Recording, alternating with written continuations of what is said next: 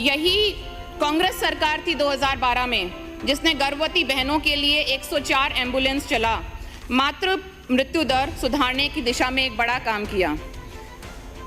चिरंजीवी योजना मौजूदा सरकार ने बनते ही 19 फरवरी 2024 को एक आदेश निकाला जिसमें इसका नाम परिवर्तन कर दिया गया। इसका नाम माँ योजना रख दिया गया। अभी हमारे कुछ देर पहले हमारे एक माननीय सदस्य ने कहा कि ERCP योजना का नाम मोदी योजना क्यों नहीं रख देते। तो या तो ये किया जाए कि 4.5 साल तक आप लोग नामकरण संस्कार कर लें और काम हम 4.5 साल बाद सत्ता में आने के बाद कर लेंगे। बजट में उल्लेख है कि कैंसर के लिए डे केयर पैकेजेस दिए गए हैं, जबकि 73 पैकेजेस जो पहले से एग्जिस्ट करते थे करीब करीब सेम थे, उनको डे केयर पैकेजेस का नाम दे दिया गया। बजट में कहीं भी उल्लेख नहीं था, किसी भी सक्षम पदाधिकारी ने, सक्षम अधिकारी ने, सक्षम मंत्री ने कभी भी ये उल्लेख नहीं किया कि चिरंजीवी योजना में 5 लाख या 25 लाख का कवरेज दिया जाएगा और 10 लाख की दुर्घटना बीमा योजना को जारी रखा जाएगा कि नहीं। हालांकि कल रात इसे भी आदेश निकाल कर क्लियर कर दिया सरकार ने। दुखद दृश्य यह है, पिछली सरकार का भी शायद और मौजूदा सरकार का भी, कि गर्भवती महिलाओं को प्राइवेट हॉस्पिटल्स में चिरंजीवी योजना के अंतर्गत इलाज से महरूम रखा जा रहा है। मेरी मांग है, मेरा सुझाव है कि प्रसव पैकेजेस को प्राइवेट सेक्टर में लाया जाए और उनकी भागीदारी सुनिश्चित की जाए और यह MMR और NMR को घटाने की दिशा में कारगर प्रयास होगा। मैं सिर्फ हमारे अगर चोमू CHC जो अब SDH में बदला गया है, अगर सिर्फ उसकी बात करती हूँ तो जनवरी माह में 310 नॉर्मल डिलीवरी हुई और 6 सिजेरियन हुए। जून में 210 नॉर्मल डिलीवरी हुई और 2 सिजेरियन हुए। इसका मतलब ये नहीं कि सरकारी अस्पताल में सभी नॉर्मल डिलीवरीज होती हैं। कहीं ना कहीं ऑपरेशन की समुचित व्यवस्था ना होते हुए या इच्छा शक्ति का अभाव होते हुए ऐसे मरीजों को जिन्हें ऑपरेशन की ज़रूरत होती है उन्हें रेफर कर दिया जाता है। कस्बे से वो मरीज़ कहाँ जाएगा? या तो हमारे चौमू से वो जयपुर सरकारी अस्पताल में आएगा और मरीज़ के परिजन घबरा जाते हैं, वो आसपास कोई प्राइवेट अस्पताल देखेंगे जहां ऑपरेशन की सुविधा उपलब्ध हो। तो ऐसे में अल्टीमेटली जो भार है वो उसी गरीब की जेब पर पड़ता है। मेरा एक ये भी सुझाव है कि बच्चों के टीकाकरण को प्राइवेट सेक्टर में जोड़ा जाए।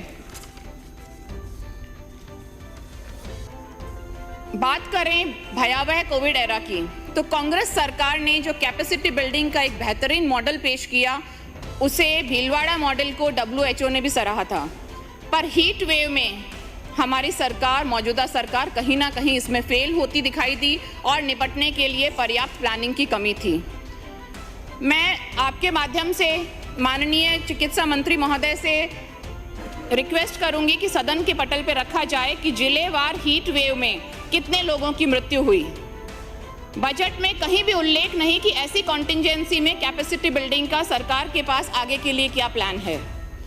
बात अगर मॉडल CHCs की करें तो इसे कुछ लोगों ने कहा ये एक मास्टर स्ट्रोक है, पर मैं आप सभी का ध्यान आकर्षण करना चाहूंगी कि मौजूदा सरकार द्वारा पूर्ववर्ती सरकार की पहल पर ही मोहर लगाई जा रही है। 25 अप्रैल 2022 को पूर्ववर्ती कांग्रेस सरकार ने एक आदेश जारी किया था जिसमें विधानसभा वार मॉडल CHCs बनाने का आदेश था। गैप एनालिसिस के आदेश दिए गए, गैप फिलिंग की रिपोर्ट्स भी आई और आगे भी उस पर कार्रवाई की गई। आपके सभापति महोदय, आपके माध्यम से मैं मंत्री महोदय से आग्रह करूंगी कि कहां-कहां गैप फिलिंग की क्या-क्या कार्रवाई हुई और MLA लेड से कहां-कहां कितनी राशि इस पे व्यय की गई, उसका ब्यौरा सदन की पटल पर रखा जाए।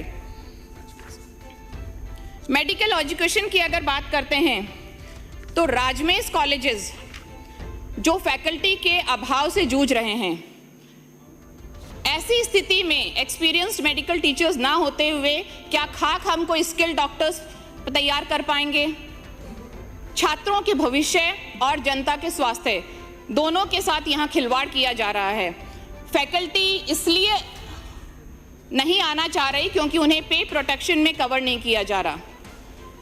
हालांकि 15 जुलाई को आदेश निकाला गया है कि 1 अगस्त 2024 के बाद ज्वाइन करने वाले डॉक्टर्स को राजस्थान सिविल सेवा नियम 2017 के अंतर्गत प्रावधानों में लगाया जाएगा।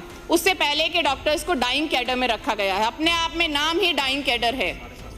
जो 750 डॉक्टर्स हैं जो आज असिस्टेंट प्रोफेसर, एसोसिएट प्रोफेसर के पद तक पहुंच चुके हैं, क्या उन्हें फ्रेश अपॉइंटमेंट्स करने पड़ेंगे और अपने जूनियर डॉक्टर्स के साथ काम करना पड़ेगा?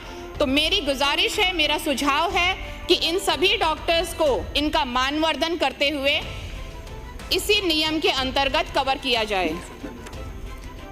Group 2 medical and health department के जो डॉक्टर्स हैं उनका लास्ट ग्रेड पे 8,700 रुपये है, जबकि ग्रुप 1 का 10,000 रुपये है।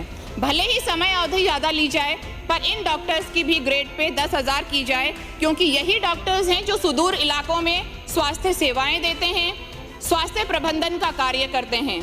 यही डॉक्टर्स हैं जिनके जरिए हम MNDY, MNGY योजनाओं को लागू कर पाए। इन्हीं के जरिए हमने MMR, NMR और इंडिकेटर्स का सुधार किया। इन्होंने ही बीमारू राज्य को स्वस्थ राज्य की श्रेणी में लाने में अपनी एक बड़ी भागीदारी निभाई। रोजगार की अगर बात करते हैं तो अभी ऑलरेडी कम से कम 400 डॉक्टर्स और पैरामेडिकल स्टाफ APO हैं, पोस्टिंग का इंतजार कर रहे हैं।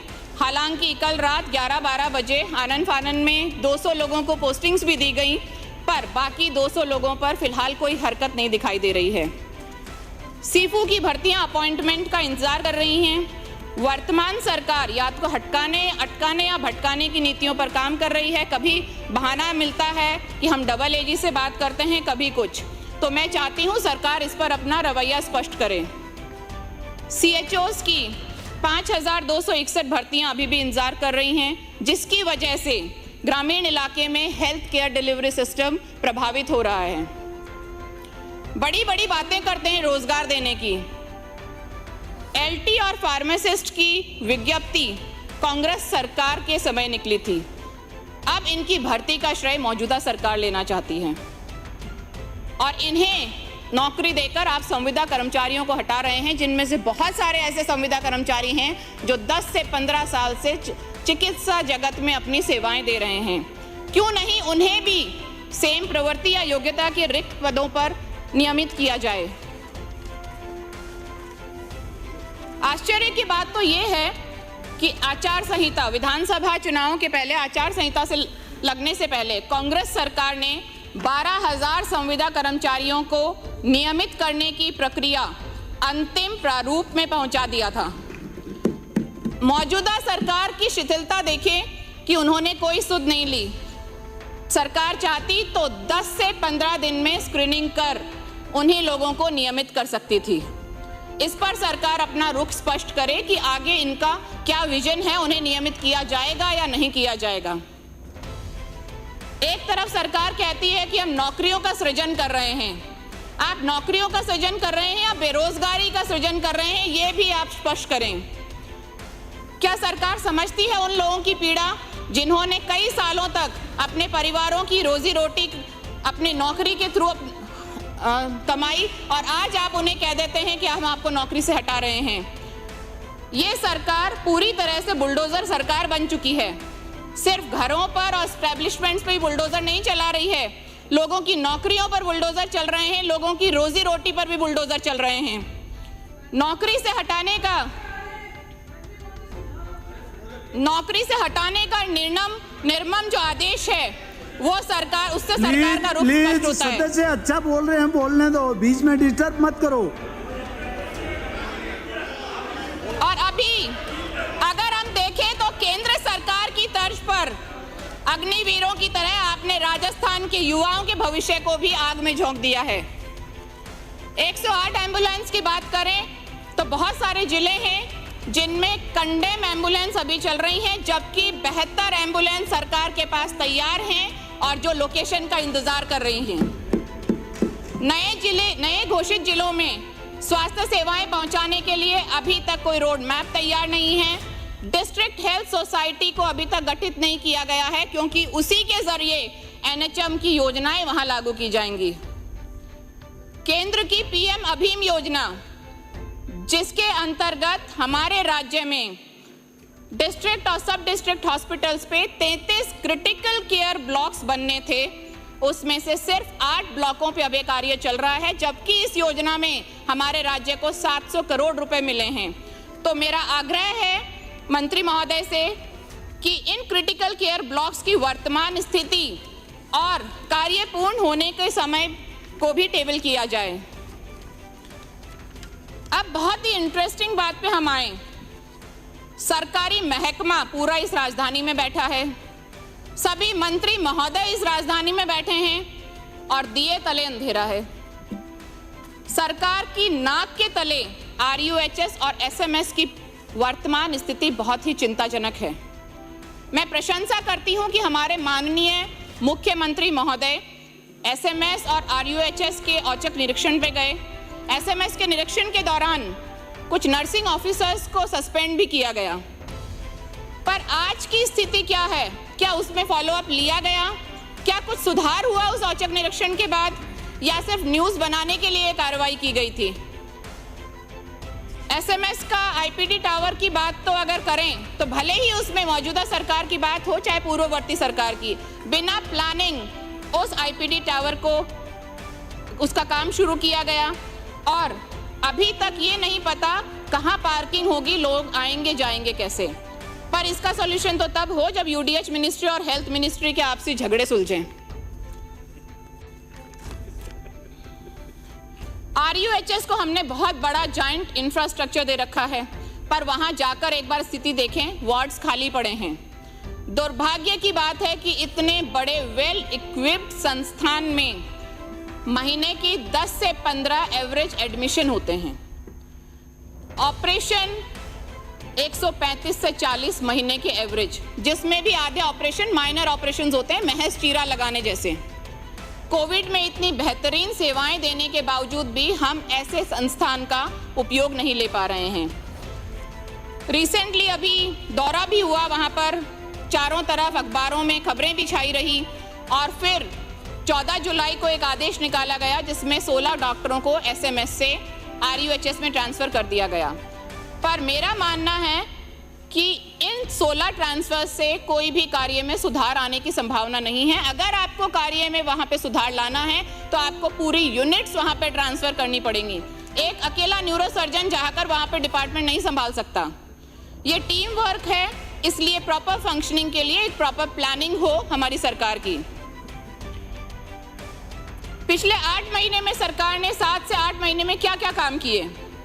राज्य की 8 करोड़ जनता ने जिन्हें सिरमौर बनाया, माननीय हमारे मुख्यमंत्री साहब और यहाँ के उच्चतम अधिकारी, वो सिर्फ औचक निरीक्षणों पे लगे हैं। कभी थाने में जाते हैं, कभी अस्पतालों में जाते हैं, कभी JDA में जाते हैं, पर जो उनका मुख्य काम है पॉलिसी मेकिंग, वो कहीं नहीं दिख रहा है।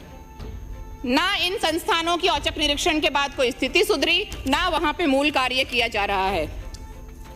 तो मुझे लगता है कि अब जनता ये समझ गई है कि ये पर्ची सरकार होने के साथ साथ ही एक प्रोजेक्शन सरकार भी है, जो मोदी जी के चरण कमलों पर चलकर सिर्फ मार्केटिंग पर ध्यान दे रही है, अपनी ब्रांडिंग पे ध्यान दे रही है।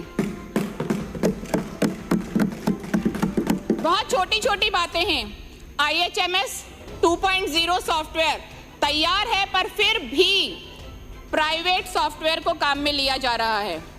तो मैं आपके माध्यम से माननीय मंत्री महोदय से आग्रह करूंगी कि सदन को बताया जाए कि इस सॉफ्टवेयर को अभी तक काम में क्यों नहीं लिया जा रहा। 15वीं फाइनेंस कमीशन केंद्र के द्वारा 2021-22 में हेल्थ डिपार्टमेंट को 152 करोड़ रुपए सैंक्शन हुए थे, जो आज तक फाइनेंस डिपार्टमेंट में अटके हुए हैं। ये पैसा CHC, PSC और बाकी निर्माण के काम में आता है। उसकी वजह से आज इनका काम प्रभावित हो रहा है।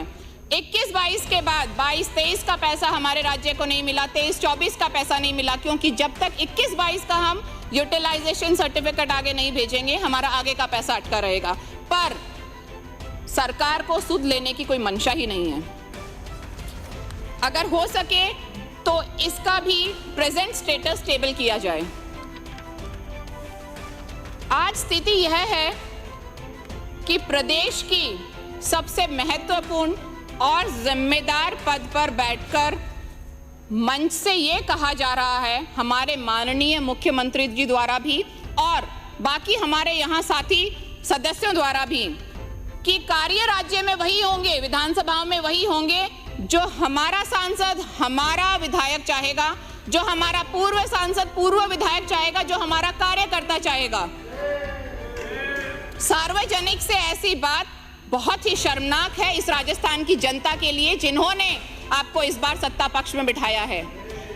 एक सदस्य ने तो मंच से ये तक कहा कि भैया तुम्हारे मामा भांजे को मत लेकर आना जिन्होंने वोट नहीं दिया, काम उनका भी नहीं किया जाएगा। तो इससे ज्यादा मुझे लगता है दुर्भाग्यपूर्ण बात कोई हो नहीं सकती। आप संगठन को मजबूत करें पर राजकीय कोष से नहीं, आप अपने खुद के पार्टी के कोष से उन्हें अपने संगठन को मजबूत करें। आप कार्यकर्ता की बात माने पर क्या किसी के माथे पे लिखा है किसने किसको वोट दिया? हमें तो जहां तक पता है वोट देना एक संवैधानिक अधिकार है और वोट सीक्रेट होता है। इसलिए क्या मैं सरकार से पूछना चाहूंगी कि क्या आप लोग घर चिन्हित करेंगे कि किसे बिजली पहुंचे, किसी पानी पहुंचे, किसे योजनाओं का लाभ पहुंचे और किसे चिकित्सा पहुंचे? क्या जिसने बीजेपी को वोट दिया है सिर्फ वही आपकी जनता है?